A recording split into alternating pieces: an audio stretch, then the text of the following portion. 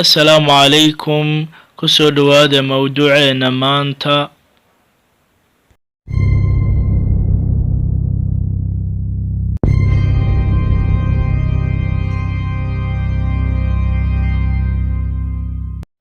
Maanta waxaynu kaga hadli doonaa mawduuceenan sababaha keenay inaynu wadamada reer galbeedka kaga dayano intoodii xumayd.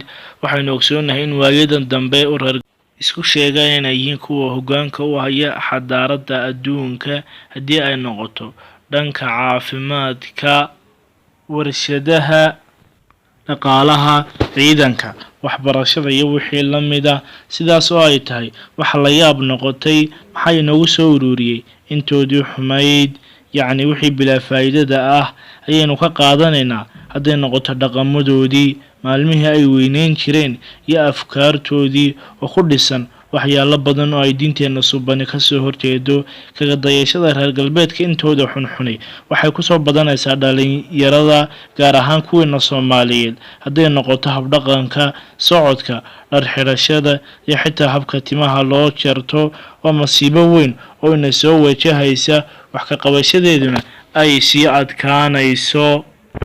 Rasuulku naxariista nabadgelyo korkiisa ahaatee, isagoo inooga digaya isu ekaysiinta dadka xunxun, ayaa waxa uu laga soo wariyey xadiis micnihiisu ahaa qofka isu ekaysiiya qoom ama dad waa lala soo saari doonaa maalinta qiyaame, yacni waxay noqon doonaan isku dhinac.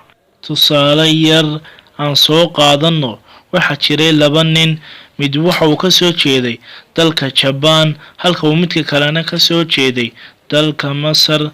Marka waxaynu ogsoonahay dalka Jabaan in la duqeeyey labada magaalo ee kala ah Hiroshima iyo Nagasaki, halkaas oo burbur laxaad loo geystay, dad badan ayna ku dhinteen. Dhacdada kadib waxa ay go'aansadeen dib u dhisidda iyo hagaajinta dalkoodii. Kadib waxa ay dibadda ama Yurub u dirsadeen hal nin si uu uga soo barto tiknoolajiyadii casrigaas ee ay Yurub ugu hogaaminaysay adduunka. Waqti yar kadib, ninkii waxa uu soo bartay iyo uga faa'iideeyay waddankiisii. Ninkii waxa uu noqday ninkii aabbaha u noqday kacdoonkii horumarka Jabaan. Isla xilligaas waxaa la diray nin Masaari ah oo loo diray dalka Faransiiska si uu u soo qaato ilbaxnimadii reer Yurub ee uu Faransiisku saldhigga u ahayd. Sanado badan maqnaanshihiisii, ninkii waxa uu soo laabtay isaga oo raba inuu furo kalaabis, xijaabkiina la dagaalamaya inay dumarku isqaawiyaanna u doodaya, sababta oo ah waxa uu soo qaatay intii u xumayd ee reer Yurub, ninkii Jabaanka ahaa, halka uu ka soo qaatay intii wanaagsanayd.